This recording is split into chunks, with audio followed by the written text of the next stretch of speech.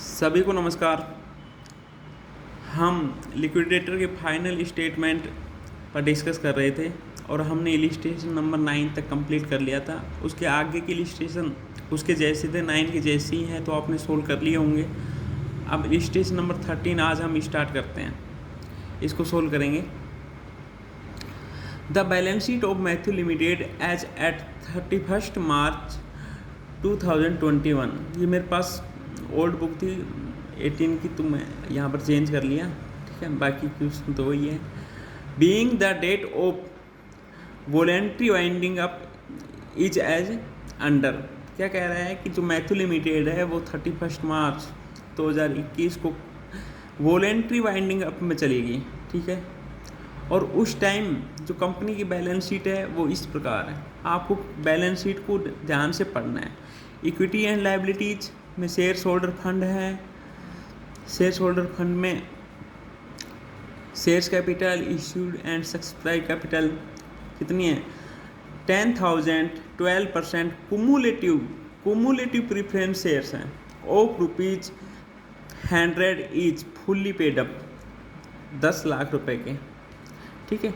10,000 10,000 preference shares हैं। कौन से प्रीफरेंस शेयर्स हैं? कुमुलेटिव प्रीफरेंस शेयर्स, संचयी, हाँ जी। 100 रुपये ईच, फेस वैल्यू 100 रुपये है, 10 लाख रुपए की कैपिटल होगी। प्रीफरेंस शेयर्स कैपिटल 10 लाख रुपए की है।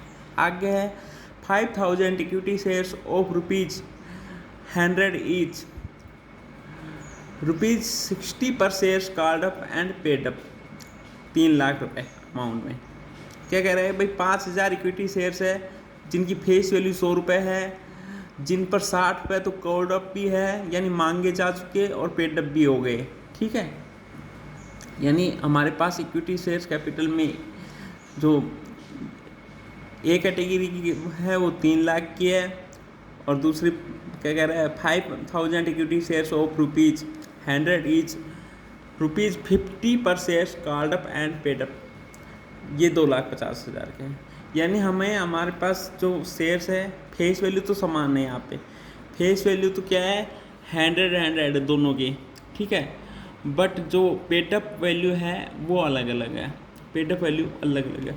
आपको क्वेश्चन में ध्यान से पढ़ना है, यही दो, इस बात को ध्यान से पढ़ना है कि पेडअप वैल्यू और फेस वैल्यू बराबर है या नहीं है, ठीक है जी। हाँ, अगर फुल्ली पेडअप हो तो हमें कोई प्रॉब्लम नहीं आती, बट जब ये पार्शियल पेडअप होती है तब हम लास्ट में क्या करना पड़ता है? इनको बराबर करना होता है। वो हम आज इस इलिस्ट्रेशन में सीखेंगे। आगे है reserve and surplus. Statement of profit loss है, ये नेगेटिव है, 3,72,000। आगे है non current liabilities. Long term borrowing में सिक्योर्ड लोन है। सिक्योर्ड लोन में क्या है? देखो, सिक्योर्ड लोन नहीं है। सिक्योर्ड लोन कौन से होते हैं? जिनके पास कोई सिक्योरिटी सिक्योर रहती है।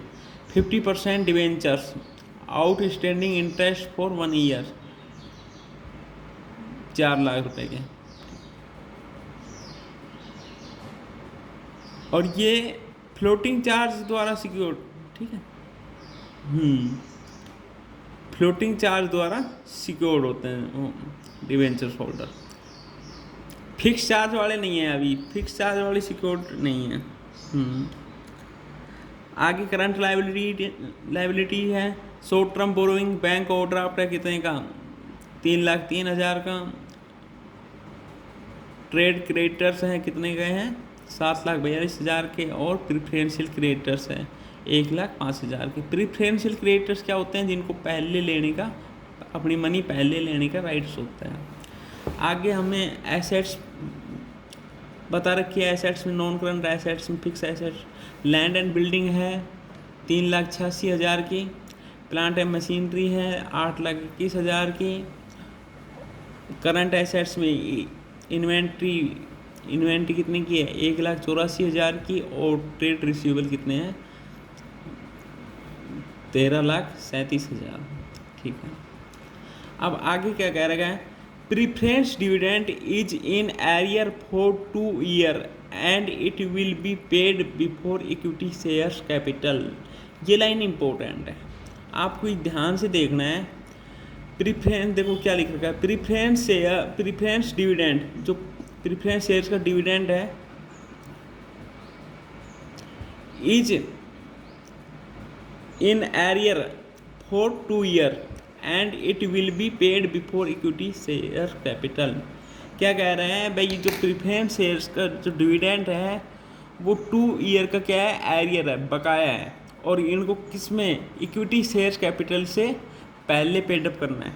नोट लगा के अपने को एक बात लिखनी है, नोट लगा के अपने को एक बात लिखनी है क्वेश्चन सोल्व करने से पहले,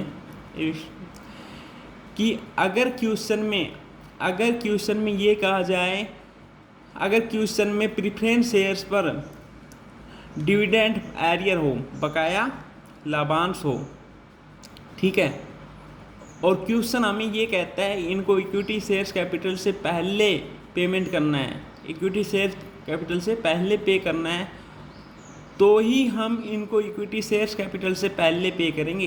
क्वेश्चन कहेगा तो ही हम इक्विटी शेयर्स कैपिटल से पहले करेंगे, नहीं तो हम एरियर ऑफ डिविडेंड को इक्विटी शेयर्स कैपिटल का पेमेंट करने के बाद, इक्विटी शेयर्स होल्डर का पेमेंट करने के बाद पेमेंट करते हैं। आई बात समझ में? ये नोट देख के लिख लेना है आपको, ठीक है। आगे कह रहे हैं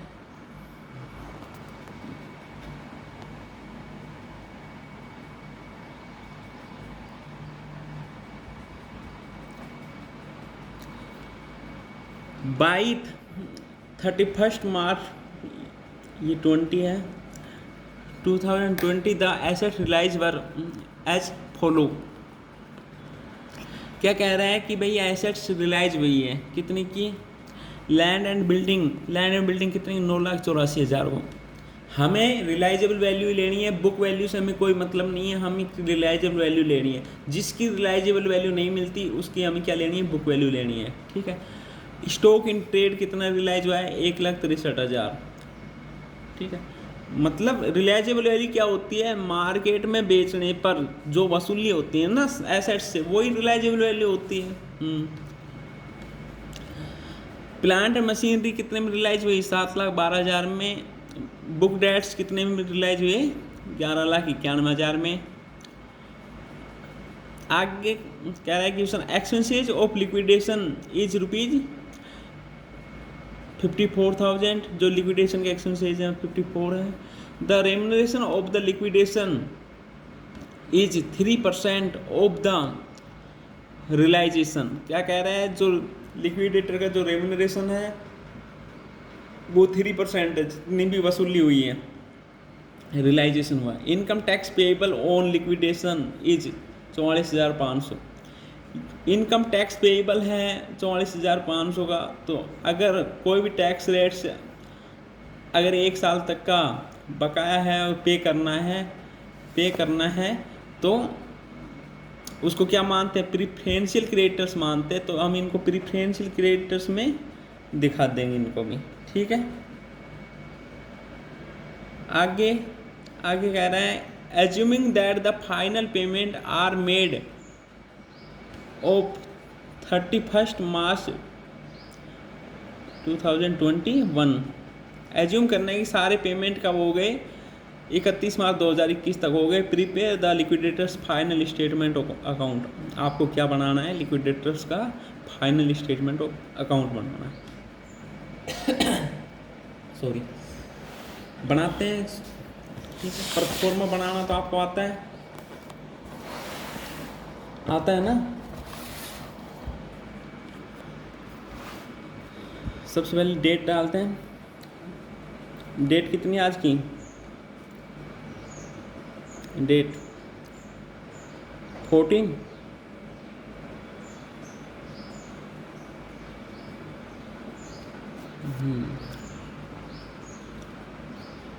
अब देखो,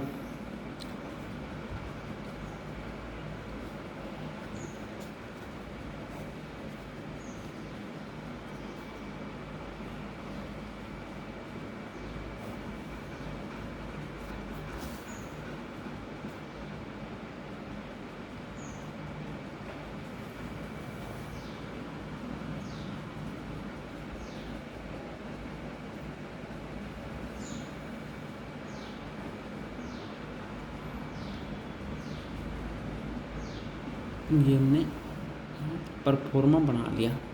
क्या लिखते हैं यहाँ पे? Liquidator final statement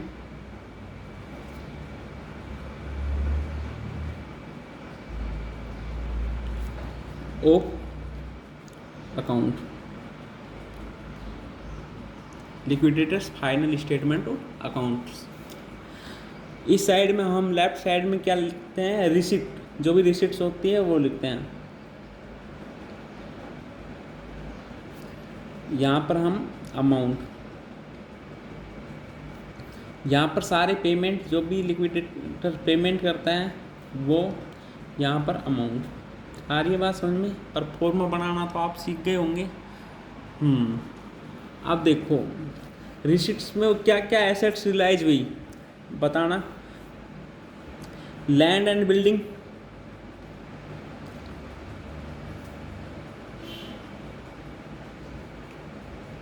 land and building कितने में रिलाइज हुई? 9,84,000, 9,84,000।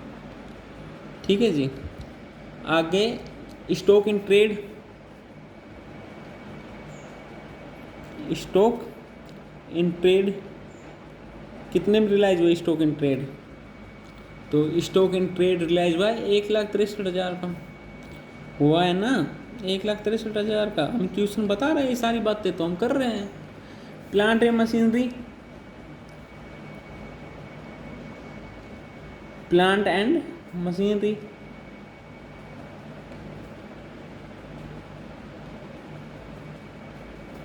कितने में रिलाइज हुई? Plant machinery 7,12,000। भाई हम अपनी तरफ से थोड़ी लिख रहे हैं, बुक जैसा हमें क्वेश्चन कह रहे हैं हम उसी के साथ साथ लिख रहे हैं। बुक डेट्स, बुक डेट्स का नाम डेटर्स ही है, ठीक, कंफ्यूज मत होना। बुक डेट्स, हाँ, 11,91,000,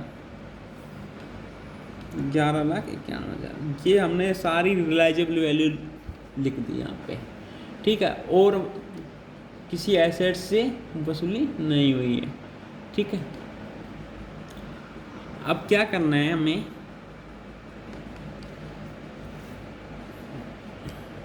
इनका रफली टोटल करना। 9,84,000, 1,63,000, 7,12,000, 11,91,000, इनका रफली टोटल करना। नीचे हम वर्किंग नोट करेंगे, यहाँ से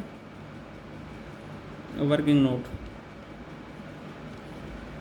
एक बार। हाँ, पहले हम इसका यहाँ पे टोटल नहीं लिखेंगे, पहले हम ये है तरीका, क्योंकि हमें पता नहीं है, हम कोड पैसा मंगवाया भी जा सकता है, पैसा दिया भी जा सकता है शेयर होल्डर को, तो हम पहले अभी इनका टोटल नहीं करेंगे, ठीक है। हम यहाँ पर इसका टोटल कर लेते हैं। इनका टोटल करोगे तो कितना आया? 30,50,000। यहाँ पर हमने लिख दिया 30,50,000। Assets realise, total assets realise 30,50,000 रुपये। हमारे पास कितने रुपए आ गए? 30,50,000 रुपये आ गए लिक्विडेटर के पास। हम मतलब यहाँ पर हमारा हमसे मतलब है लिक्विडेटर, ठीक है। लिक्विडेटर से फाइनल स्टेट बना रहा है, तो हम लिक्विडेटर बन के ये स्टेटमेंट बनाते हैं, ठीक है। हाँ ठीक है जी। जब हम कंपनी के क्वेश्चन सोल्व करते हैं तब हम कंपनी बन जाते हैं। लिक्विडेटर के क्वेश्चन सोल्व कर रहे हैं तो हम लिक्विडेटर बन जाएंगे, ठीक है। तो इसमें कंफ्यूज मत होना। सबसे पहले लीगल चार्ज पे किए जाते हैं। लीगल चार्ज क्वेश्चन में है नहीं, तो दूसरे सेकंड नंबर पर क्या आएगा? Liquidators remuneration. Liquidators remuneration,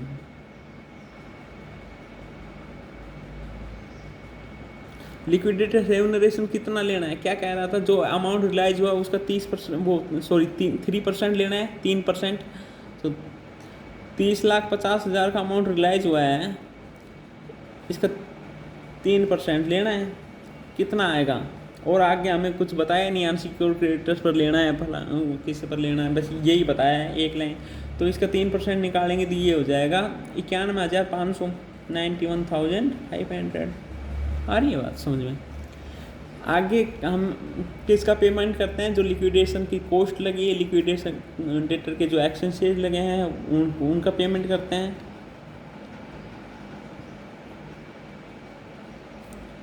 expenses कितने लगे हैं क्वेश्चन में बता रखे हैं ना, 54,000।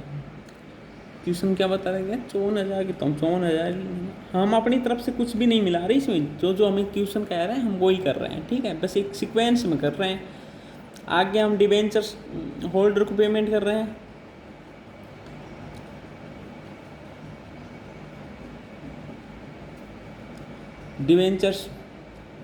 डिबेंचर्स कितने के हैं भाई? डिबेंचर्स क्वेश्चन में हमने पढ़े थे कितने के हैं? 15% डिबेंचर्स, और उन पर 1 साल का ब्याज भी है।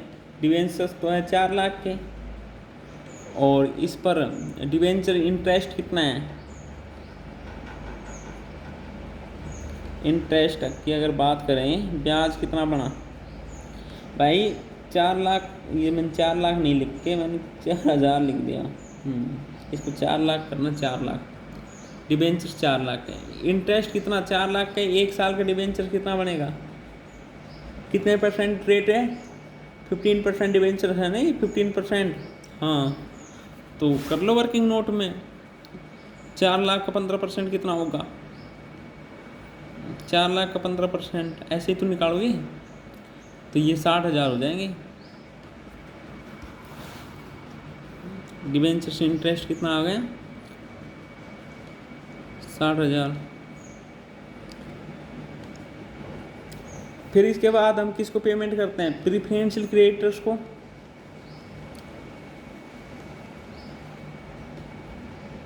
प्रीफरेंशियल क्रेडिटर्स कितने के हमारे पास? प्रीफरेंशियल क्रेडिटर्स जो बैलेंस शीट में लिख रखे हैं वो 1,05,000 के अंक का है, 1,05,000 के हैं, और बाद में इनकम टैक्स भी लिखा हुआ है, और इनकम टैक्स भी प्रीफरेंशियल क्रेडिटर्स में आएगा। तो 44,500 का इनकम टैक्स, 1,05,000 और 44,500 जोड़ देंगे, ये आ जाएगा 1,49,500, 1,49,500। आई बात समझ में? आगे अनसिक्योर क्रेडिटर्स हैं। अनसिक्योर क्रेडिटर्स में हमारे पास क्या है? बैंक ओडी है, बैंक ओवरड्राफ्ट। बैंक ओवरड्राफ्ट कितने का है? 3,03,000, 3,03,000। और ट्रेड क्रेडिटर्स, अच्छा अनसिक्योर क्रेडिटर्स नाम लिख दो, तो इनका अलग अलग नाम लिख दो, बात एक ही है। ट्रेड क्रेडिटर्स कितने के? ट्रेड क्रेडिटर्स 7,42,000 के, 7,42,000। क्वेश्चन देखते देखते करना आप भी। आगे इनको भाई अनसिक्योर क्रेडिटर्स का पेमेंट कर दिया हम। अब हम किसको करेंगे? प्रीफरेंस शेयर होल्डर को करेंगे या नहीं करेंगे? करेंगे। तो प्रीफरेंस शेयर होल्डर को कर दो। प्रीफरेंस शेयर होल्डर बताना कितने के हैं? प्रीफरेंस शेयर होल्डर को हम टोटल पेमेंट कितना करेंगे? प्रीफरेंस कैपिटल कितने की है? प्रीफरेंस कैपिटल की बात करें तो 10 लाख की है ना प्रीफरेंस शेयर कैपिटल। हाँ जी 10 लाख की है, ये 10 लाख लिख दिए। इसमें ऐड कर देंगे interest, arrear of dividend. Preference पे डिविडेंड पे किया जाता है, सॉरी इंटरेस्ट नहीं डिविडेंड। हाँ ऐड कर देंगे डिविडेंड कितना है? डिविडेंड 10 लाख का। ये प्रीफरेंस शेयर्स कैपिटल कितना परसेंट, वो शेयर्स कितना है प्रीफरेंस शेयर्स कैपिटल? 12% है, 12% है ना। 12%, 10 लाख का 12% कितना हो जाएगा? 10 लाख का 12% हो जाएगा 1,20,000। 10 लाख का 12%, 1,20,000, और 2 साल का बकाया है तो 2,40,000 हो जाएंगे, नहीं हो जाएगा? 2,40,000 हो जाएगा। कितना हो जाएगा? 2,40,000। ये इसमें जोड़ टोटल इनको कितना पेमेंट कर दिया? 12,40,000। भाई प्रीफरेंस शेयर होल्डर को कितना पेमेंट किया? 12,40,000। अब लास्ट पेमेंट किसको पे करना है? इक्विटी शेयर होल्डर को। लास्ट में किसको करना है? इक्विटी। ये इस क्वेश्चन में सबका करना है, शेयर होल्डर को। और इक्विटी शेयर होल्डर को कितना करना है ये देखते हैं भाई। तो हम क्या करेंगे यहाँ पर, एक सबसे पहले बताओ अमाउंट रियलाइज कितना हुआ? वर्किंग नोट में ही करते हैं। अमाउंट रियलाइज कितना हुआ? वर्किंग नोट अमाउंट रियलाइज,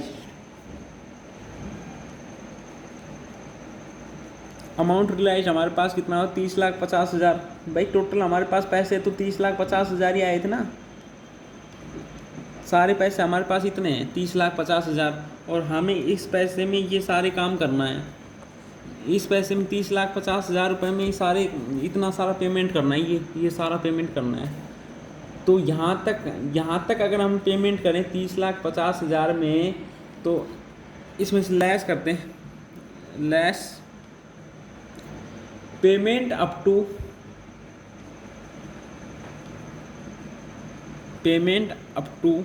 कहाँ तक पेमेंट कर दिया भाई हमने? प्रीफरेंस शेयर तक कर दिया। प्रीफरेंस शेयर होल्डर तक कर दिया, कितना कर दिया? यहाँ तक इसको यहाँ से लेके यहाँ तक अगर जोड़ोगे तो कितना आएगा? यहाँ से यहाँ तक जोड़ोगे तो 30,40,000 आएंगे। 30,40,000 का हमने पेमेंट कर दिया। 30,50,000 में 30,40,000 का पेमेंट कर दिया। अब हमारे पास कितना बच गया? 10,000 रुपये बच गया। कितना बच गया? 10,000 रुपये बच गया। ये बच गया किन के लिए बच गया? इक्विटी शेयर होल्डर के। अब हमारे पास एक ही कैटेगरी के, मैंने बताया था ना, एक ही कैटेगरी के यानी fully paid up equity shares होते तो हमें कोई प्रॉब्लम नहीं थी। हम इस 10,000 को किनको दे देते? इक्विटी शेयर होल्डर को दे देते पूरे 10,000। बट हमने क्वेश्चन में पढ़ा था हमारे पास दो कैटेगरी के इक्विटी शेयर्स हैं। उनकी फेस वैल्यू तो समान है, बट जो उनकी पेड अप वैल्यू है वो एक कैटेगरी में 50 रुपये और एक कैटेगरी में कितने की है? 60 रुपये की। तो हमें उनको बराबर करना है। तो बराबर करने के लिए क्या करेंगे कि हमें उनका अमाउंट निकालना है। 10,000 रुपये है हमारे पास। अब हमें इक्विटी शेयर होल्डर का पेमेंट करना है ना, तो 5,000 वाले का कितना करना है? जो 5,000 शेयर्स हैं, 5,000 शेयर्स, तो 5,000 शेयर्स यहाँ पर इक्विटी ये से लिख लेते हैं, इक्विटी कैपिटल। तो इक्विटी कैपिटल कैसे हैं? Equity shares capital. हाँ, तो 5,000 शेयर्स कितने रुपए के हैं? ऑफ ₹60 पेड अप है, 60 पेड अप है। यानी इनको कितना पैसा हमें वापस करना है? इनको कितना पैसा हमें वापस करना है? 5,000। जिन्होंने हमें 60 रुपये दे रखे हैं, मतलब एक शेयर्स पर 60 रुपये दे रखे हैं, तो 5,000 शेयर्स पर कितने पैसे हमें दे रखे हैं? गुणा कर लो 60 को 5,000 से, ये 3 लाख हो जाएंगे। कितने हो जाएंगे? 3 लाख। यहाँ पर माइनस के 3 लाख, इतने 3 लाख ही तो देने हैं। और दूसरी कैटेगरी में कितने हैं? 5,000 शेयर्स हैं और ₹50 पेड अप है। इनको हमें कितने वापस करने हैं? ये कितना मांगते हैं हमसे कंपनी से, मतलब लिक्विडेटर से? ये मांगते हैं 2,50,000। 2,50,000। ये अगर हमारे पास टोटल रुपए हैं 10,000, ठीक है, ये काम हम वर्किंग नोट में कर रहे हैं। हाँ, हमारे पास टोटल कितने हैं? 10,000 और हमें 3 लाख तो एक कैटेगरी को देने हैं, 2,50,000 एक को, यानी 4 लाख उतने 5,50,000। पैसे हमारे पास कितने हैं? 10,000। तो हमारे पास क्या आ गई? डेफिशिएंसी आ गई कितने की, यानी कमी आ गई, कमी आ गई हमारे पास कितने की? 5,40,000 की। 5,40,000 की हमारे पास कमी आ गई, इसको हम कहते हैं डेफिशिएंसी, इसको कहते हैं डेफिशिएंसी।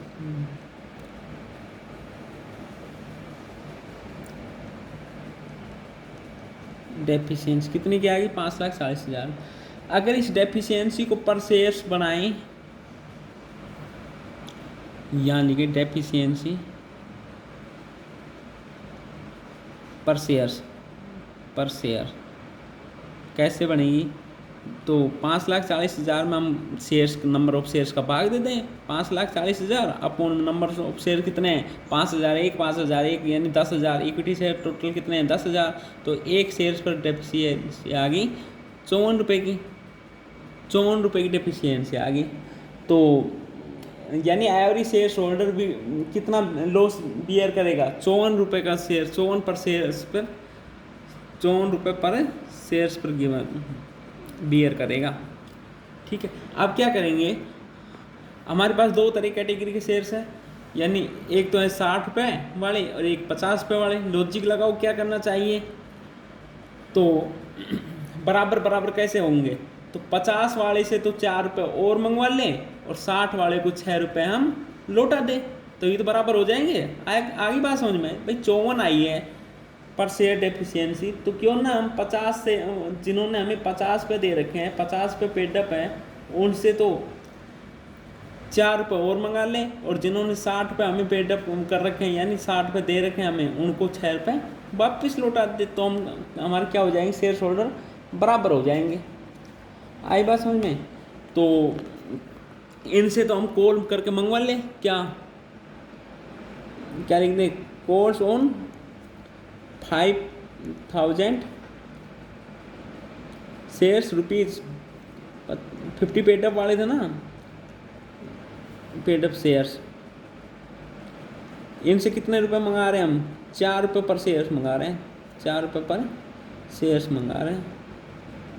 तो 5,000 को 4 से गुणा करो तो हमारे पास 20,000 रुपये और आ जाएंगे, 20,000। और हम इनको क्या कर रहे हैं? पेड कर रहे हैं, तो यहाँ पे लिख देंगे रिफंड। रिफंड किनको कर रहे हैं? रिफंड ऑन 5,000, वो सॉरी 5,000 शेयर्स। कितना करना है? 6 रुपये के हिसाब से करना है, 6 रुपये के हिसाब से। 5,000 को 6 से गुणा करोगे 30,000, 5,000 को 6 से गुणा करोगे तो 30,000।